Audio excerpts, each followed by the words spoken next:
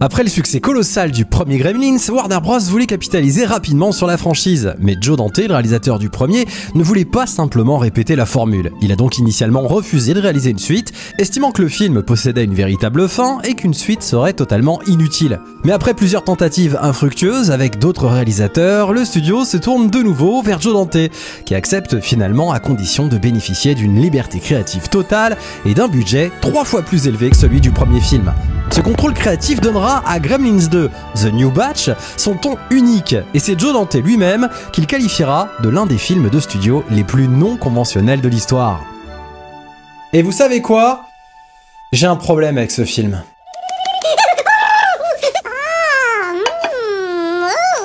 Monsieur est servi.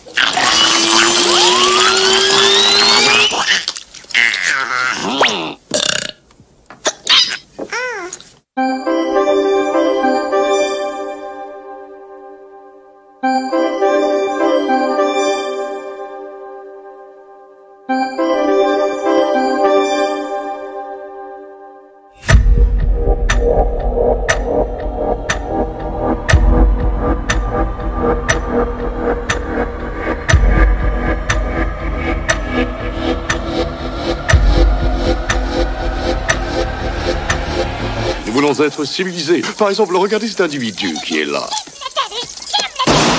Mon geste était-il civilisé? Il est clair que non. Amusant, mais en aucune façon civilisé.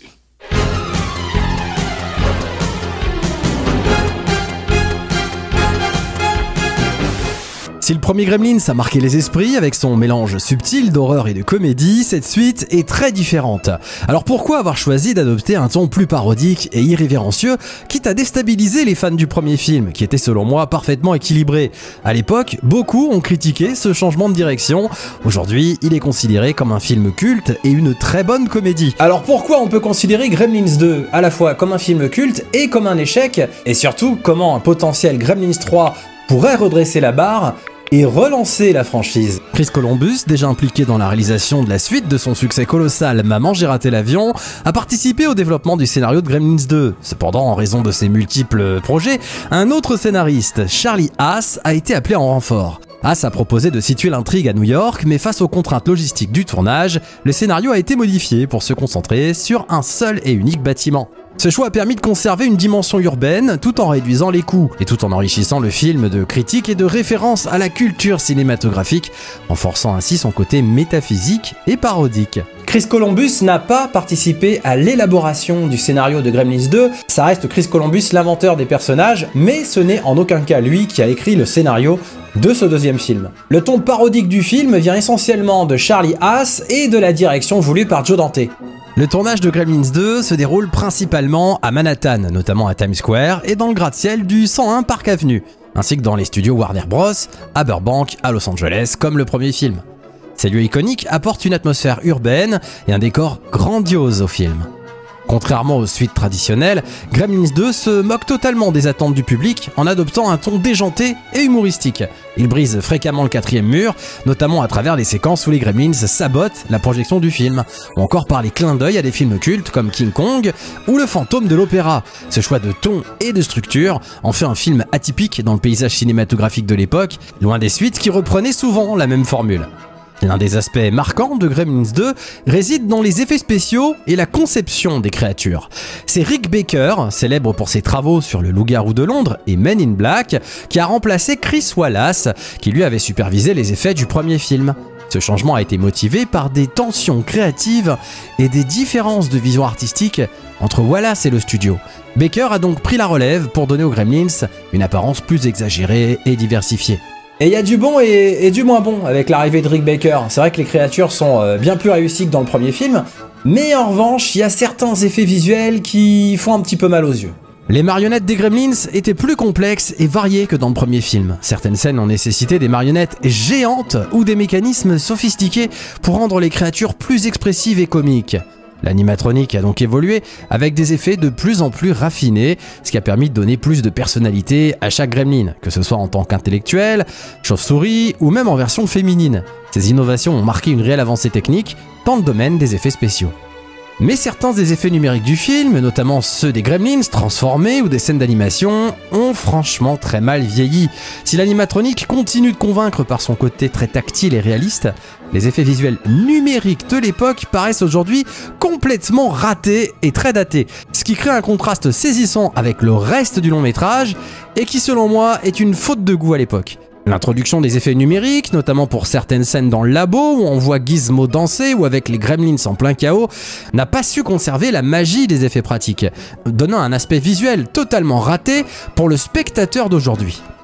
Gremlins 2 fait bien sûr revenir les personnages principaux, Billy Pelzer interprété toujours par Zach Galligan et Kate jouée par Phoebe Cates. Mais les parents sont absents. Joe Dante a choisi de se concentrer sur l'évolution de Billy et de Gizmo en introduisant de nouveaux personnages dans un cadre totalement différent. L'histoire se passe principalement dans un gratte-ciel, un environnement qui ne justifiait tout simplement pas le retour des parents. Pour compenser leur absence, le film introduit deux nouveaux visages, parmi eux Daniel Klemp, le mania des affaires incarné par John Glover, Klemp qui parodie des figures très connues comme Donald Trump et symbolise les excès du capitalisme et de la société de consommation. Christopher Lee, quant à lui, joue un rôle secondaire, celui de Dr Cathéter, un scientifique étrange qui participe aux expériences sur les Gremlins. Christopher Lee, grand fan du premier Gremlins, a accepté ce rôle avec enthousiasme, apportant une touche de classe et de mystère au film. Au-delà de l'aspect visuel, Gremlins 2 se distingue par son approche parodique et métaphysique. Le film critique non seulement les suites hollywoodiennes, mais aussi les excès technologiques et la société de consommation. Le personnage de Daniel Klemp est par exemple un symbole de l'avidité et de la superficialité de cette époque. Et les choses n'ont pas beaucoup changé d'ailleurs. Le tournage de Gremlins 2 a été une aventure aussi décalée que le film lui-même, entre le contrôle créatif de Joe Dante, les effets spéciaux innovants, malgré certains faux pas numériques, et une vision audacieuse du cinéma hollywoodien. Le film s'impose comme une œuvre culte des années 90, son approche satirique de la société de consommation et des suites de films a marqué les esprits, et bien que certaines de ces technologies aient vieilli, il reste un exemple brillant de subversion des codes du cinéma.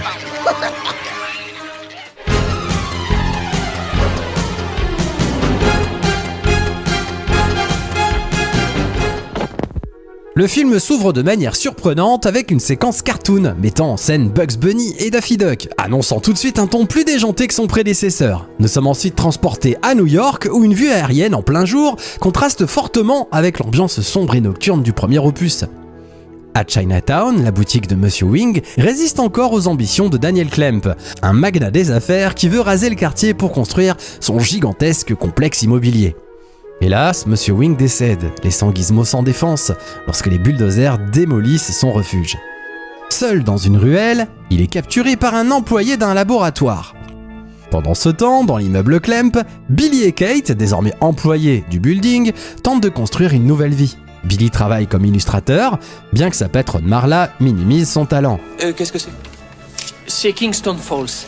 Savez-vous combien a dépensé la société Klemp dans le but de faire bénéficier ses employés d'œuvres d'art créées par des artistes au talent reconnu? Écoutez Marla, je fais ce que je peux, je vous assure. Billy, faites mieux. Kate, quant à elle, est guide touristique, mais tous deux ignorent que leur paisible quotidien va rapidement voler en éclats. L'immeuble abrite un laboratoire dirigé par le sinistre Dr Cathéter, interprété par Christopher Lee. C'est là que Gizmo, désormais captif, est découvert par Billy, alerté par un livreur fredonnant la chanson de son ami. Salut. Alors, ça va? Je t'ai manqué? C'est le vieil homme qui s'occupait de toi qui est mort. Billy parvient à le cacher dans son bureau, mais lorsque Gizmo s'échappe, il est accidentellement mouillé, le chaos recommence. Les nouveaux Mogwai sont encore plus farfelus et imprévisibles, chacun ayant une personnalité exagérée. Les choses empirent rapidement lorsque les Mogwai se transforment en Gremlins. Cette fois, les créatures envahissent l'immeuble high-tech, sabotent un ascenseur et transforment même une cuisine en champ de bataille. Les Gremlins prennent un malin plaisir à semer la pagaille et une séquence hilarante et très méta montre même les monstres interrompant le film lui-même.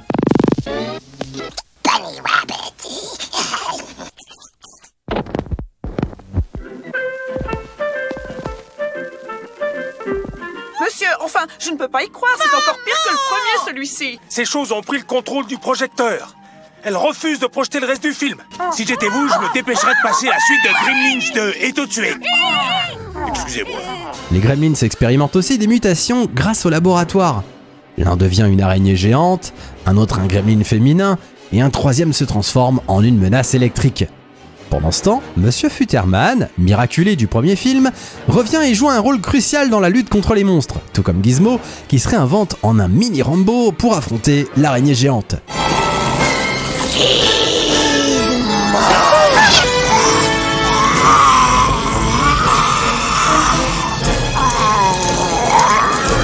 Le plan final pour éliminer les Gremlins implique une ruse ingénieuse.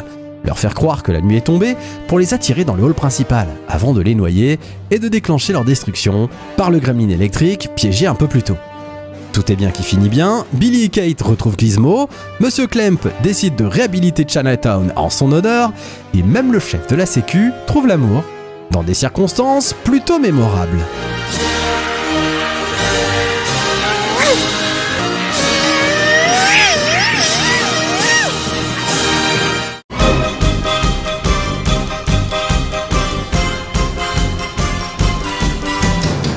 Le film est sorti le 15 juin 1990 aux États-Unis et en France 2 mois plus tard, le 22 août. Avec son budget de 50 millions de dollars, les recettes mondiales n'ont atteint que 41,5 millions de dollars, comparativement au premier film qui avait rapporté 153 millions pour son budget de seulement 11 millions. L'échec commercial de Gremlins 2 s'explique par plusieurs raisons, dont l'une des plus marquantes fut la concurrence féroce de l'été 1990. À l'époque, Dick Tracy a volé la vedette à Gremlins 2. Dick Tracy qui était un film très attendu, porté par une star de l'époque, Warren Beatty, avec son casting prestigieux, incluant Madonna et Al Pacino. Et Warner Bros, au lieu de décaler la sortie du film, a maintenu la sortie de Gremlins 2 pile en face de Dick Tracy. Dick Tracy, avec son ton radicalement différent, a capté toute l'attention et ainsi éclipsé Gremlins 2 de l'attention du public. Alors que faire quand il faut choisir entre un spectacle délirant et un film plus sérieux? Eh bien beaucoup à l'époque ont choisi le très sérieux Dick Tracy et personne n'est allé voir Gremlins 2. Le marketing a été selon moi raté et n'a pas aidé à sa réussite. Le premier Gremlins avait séduit par son mélange subtil d'horreur et comédie et l'idée d'une suite semblait plutôt prometteuse. Mais pour Gremlins 2, les bandes annonces ont opté pour une approche beaucoup plus parodique, ce qui a complètement perdu une partie des fans du premier opus. Les fans attendaient une suite plus sombre et pleine de suspense et ont été déconcertés par l'aspect humoristique et décalé qui dominait cette nouvelle histoire. La transition d'un ton inquiétant à un univers de gags et de délire visuel a totalement semé la confusion. La saga ne semblait plus être qu'un terrain de jeu pour une explosion d'effets spéciaux et de scènes totalement absurdes. Joe Dante, réalisateur des 2 films, a fait ce qu'il pouvait pour donner à Gremlins 2 un ton unique et décalé, lui qui avait refusé au départ de réaliser cette suite. Mais la réalité est que le film a été totalement influencé par des impératifs commerciaux imposés par Warner, qui avait vu une opportunité de transformer la saga en un spectacle grand public. Le studio a insisté pour que Gremlins 2 se transforme en une parodie géante des films de monstres et des années 90. Joe Dante, même s'il bénéficiait de plus de liberté qu'à l'époque du premier, n'a pas pu échapper à cette direction imposée, ce qui a modifié profondément l'ambiance et l'essence même du film. Quant à Steven Spielberg, bien qu'il ait été présent en tant que producteur exécutif, son implication était beaucoup plus limitée par rapport à son engagement dans d'autres projets plus personnels. Au même moment, il était en train de finaliser Indiana Jones et la dernière croisade qui sortit en 1989 et Hook qui sortira en 1991. Et ce manque de direction claire de la part du producteur et le manque d'implication du scénariste original Chris Columbus ont laissé le champ libre aux excès de Warner Bros. Et à une vision moins originale mais aussi moins captivante.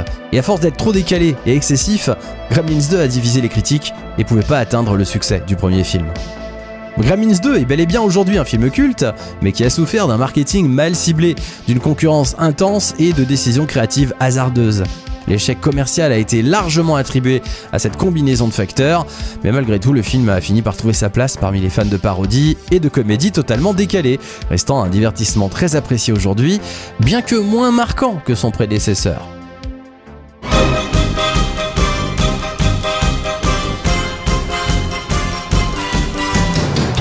Pour survivre à la guerre, il faut devenir la guerre. Oh, encore cette télévision! Oh, une invention pour idiots!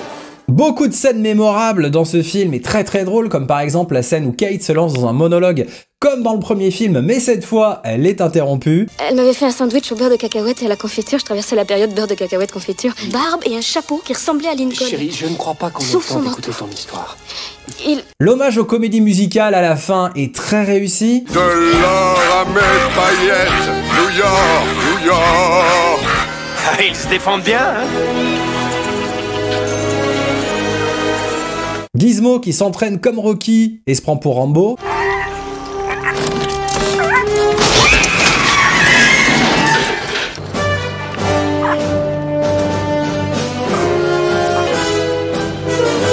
Le gremlin complètement taré qui est vraiment mon préféré, il est à mourir de rire.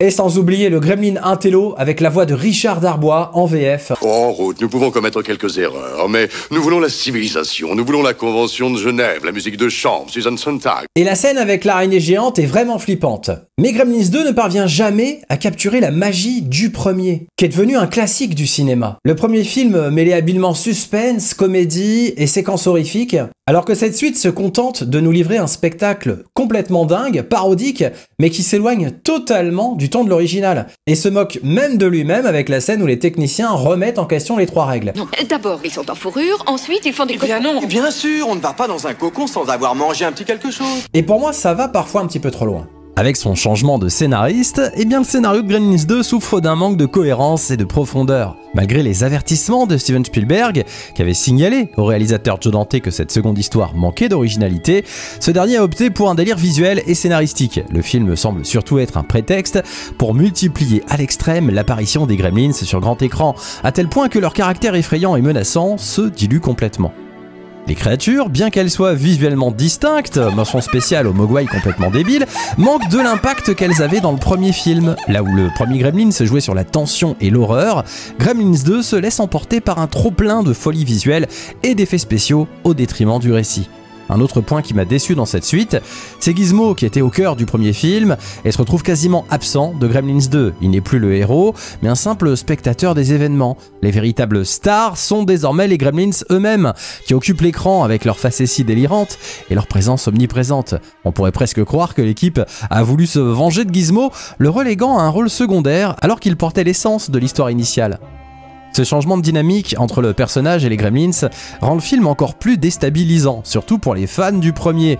Le changement de ton est frappant. Si le premier film délivrait une critique subtile de la société et des valeurs de consommation, Gremlins 2 abandonne cette profondeur pour se concentrer sur le spectacle.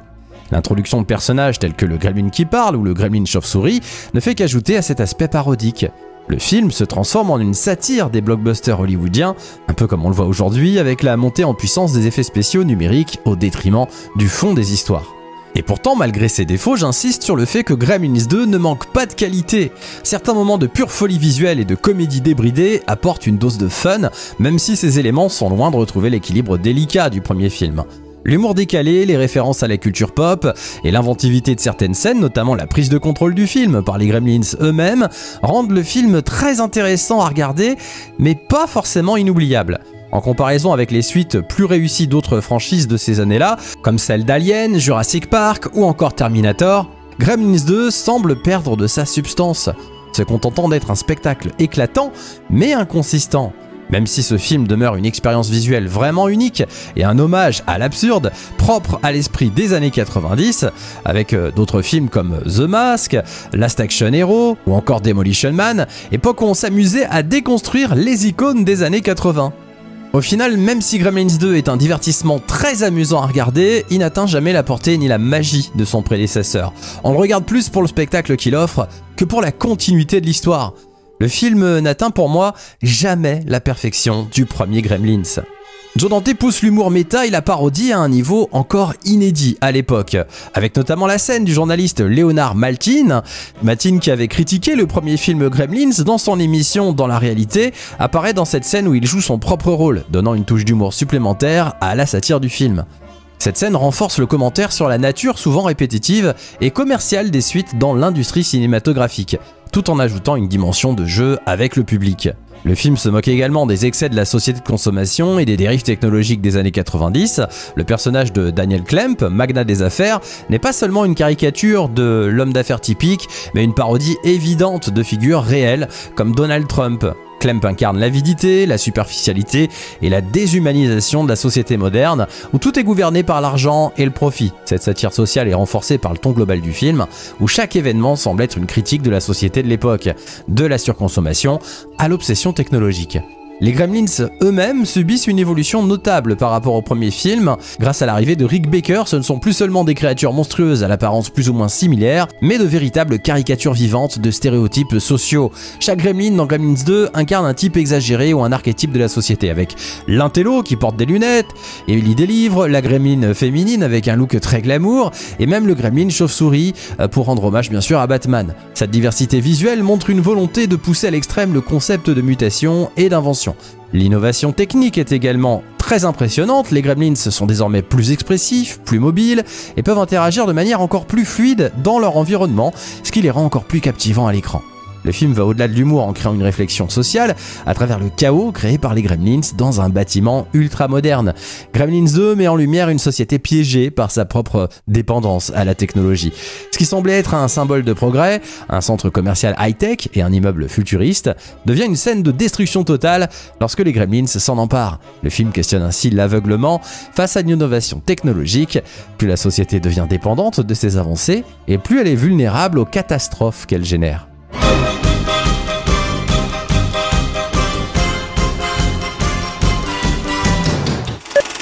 Il existe une séquence originale spécifique à la version VHS du film qui remplace une scène de la version cinéma. Dans la version cinéma, les Gremlins prennent le contrôle de la projection en sabotant la pellicule et Hulk Hogan, jouant son propre rôle, intervient en salle pour les intimider et les forcer à remettre le film.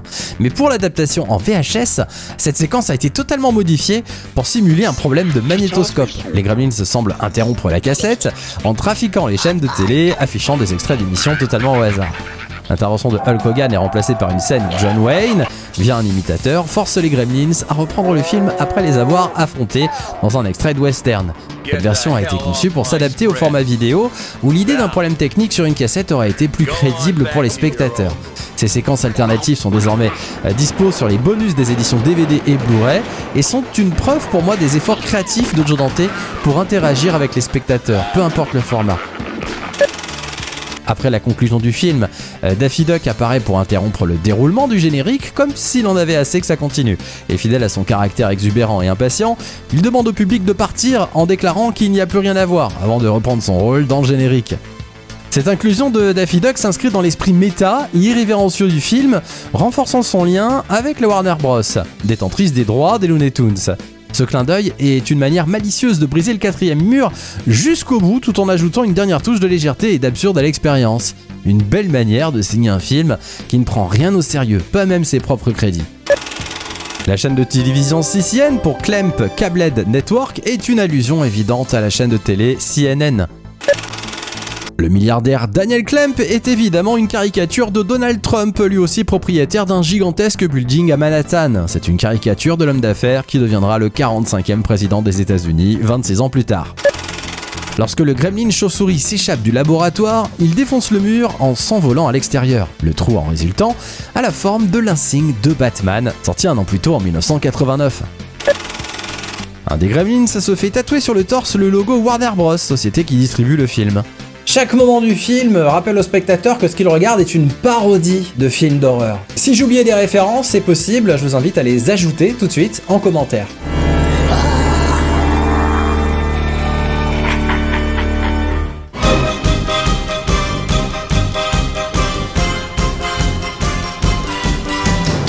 En ce moment, le building est en feu. Quoi? Oui, le building est en feu. Laissez-vous aller à votre instinct ancestral de conservation. Au feu! Au feu! Gremlins 2 est désormais vu comme un film pionnier en matière d'humour méta dans le genre fantastique. Le film est un précurseur des œuvres postérieures qui, comme Deadpool, déconstruisent le quatrième mur et jouent avec les attentes du spectateur. Gremlins 2 prend un plaisir évident à se moquer de ses propres conventions et à offrir une expérience consciente de son statut de suite. Au-delà de la parodie, le film propose une critique maligne des excès de la société contemporaine. Il met en avant l'absurdité d'un monde où la technologie devient une fin en soi, sans prendre en compte ses conséquences. Le film se moque également de l'éthique douteuse des grandes entreprises, illustrée par le personnage de Daniel Clamp, qui parodie les magnats de l'industrie technologique. Malgré son échec au box-office, Gremlins 2 a acquis avec le temps un statut culte. Sa singularité, son ton décalé et ses nombreux clins d'œil à la pop culture en font désormais un film apprécié des cinéphiles. Bien que le public de l'époque n'ait pas pleinement compris la direction choisie par Joe Dante, le film est aujourd'hui célébré comme une œuvre décalée et très créative. Gremlins 2, la nouvelle génération, n'est pas seulement une suite, mais une réflexion sur l'industrie cinématographique elle-même, une satire de la société technologique et une explosion de créativité. Il reste un exemple parfait d'un film qui se prend pas au sérieux, tout en offrant une réflexion sur des thématiques très sérieuses. Pour tout ça, c'est clairement une réussite à tous les niveaux. Il n'a peut-être pas connu le succès commercial du premier, mais il reste une œuvre unique, audacieuse et méta, qui a marqué les esprits par son humour absurde et ses choix artistiques décalés. En refusant de simplement copier son prédécesseur, Joe Dante a livré une satire déjantée et sans limite, à la fois hommage et parodie. Alors qu'on aime ou pas, j'ai moi-même clairement préféré l'équilibre entre horreur et humour, le ton sombre et la magie du premier Gremlins. Ce film reste un témoin fascinant de son époque, où les studios prenaient encore des risques. Et s'il y avait un nouveau film, parviendrait-il à capturer l'esprit libre et irrévérencieux de cette aventure? La porte reste en tout cas ouverte pour que les Gremlins reviennent dans une troisième génération.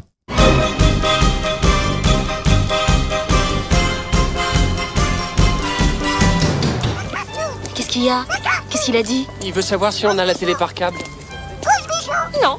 Un projet de reboot avait été annoncé dès 2015, mais heureusement, Warner Bros a fait marche arrière, préférant vouloir apporter une véritable suite aux deux premiers films. Chris Columbus, scénariste du premier film Gremlins, a en effet confirmé avoir écrit un scénario pour un troisième opus, et le script est d'ailleurs terminé depuis août 2017.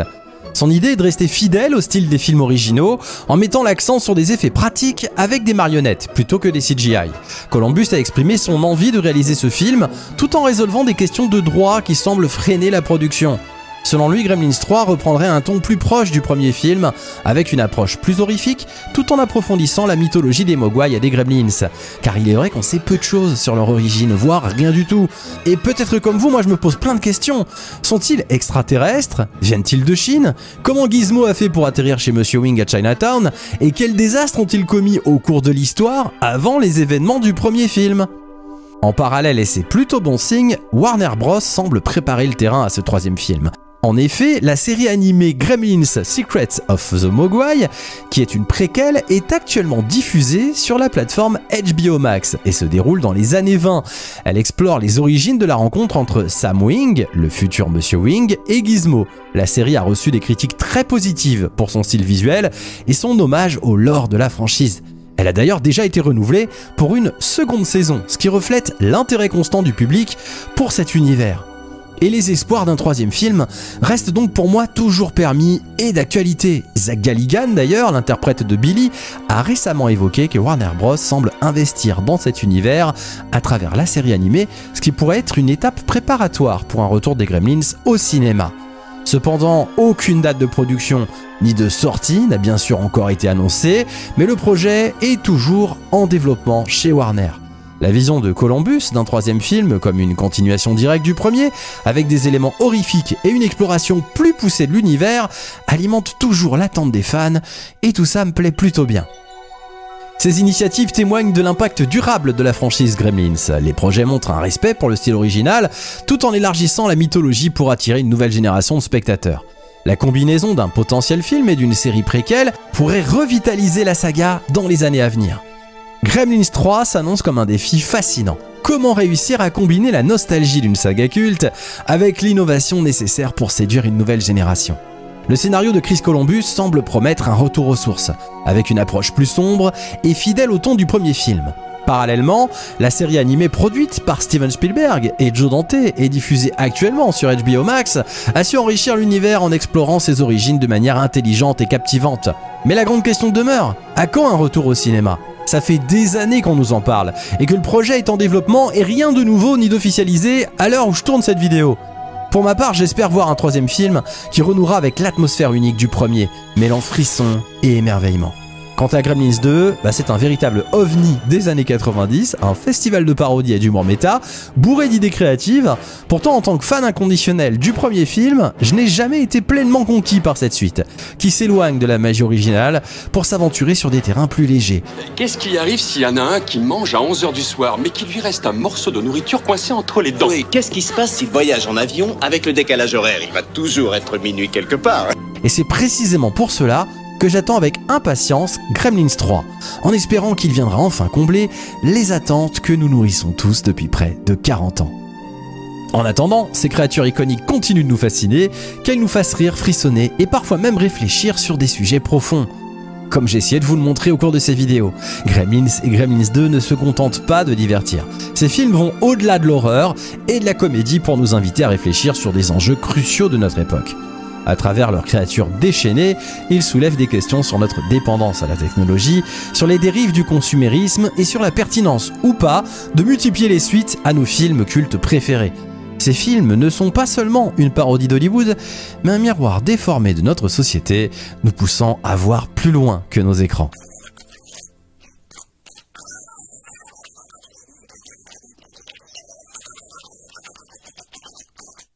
Alors film culte ou suite ratée, bah pour moi c'est un peu des deux. C'est à la fois un film culte et à la fois une suite ratée. Et le seul moyen de venir rééquilibrer tout ça, eh bien c'est de nous proposer un troisième film.